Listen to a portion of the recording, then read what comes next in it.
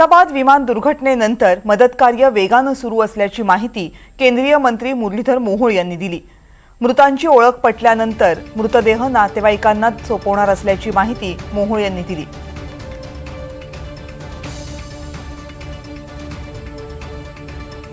IB special director IB अशा वेगवेगळ्या एकूण अधिकाऱ्यांची त्याच्यामध्ये उच्चस्तरीय चौकशी नेमली गेली आहे आणि 30 दिवसाच्या या ठिकाणी 3 महिन्याचा कालावधी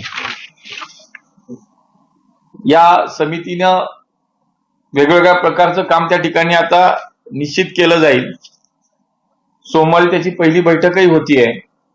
त्यामुळे हा अपघात कसा झाला त्याच्या मागची कारणं शोधणं, भविष्यामध्ये सुद्धा अशा पद्धतीचा अपघात न होणं यासाठीची काय प्रिकॉशन घेणं आहे, अशा वेगवेगळ्या स्तरावरती समिती आपलं काम करेल।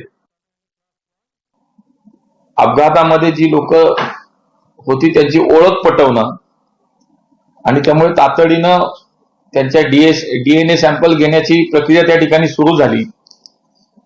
जवळजवळ 220 पेक्षा अधिक जे काही बॉडी पार्ट्स होते अशा लोकांचे डीएनएचे नमुने ताबडतोब घेतले गेले आणि जे बॉडीज आहे त्याची ओळख पटल्यानंतर ते त्या लोकांना त्यांच्या नातेवाईकाला सुपूर्द करण्याचं काम सुरू झालं। या सगळ्या परिस्थितीमध्ये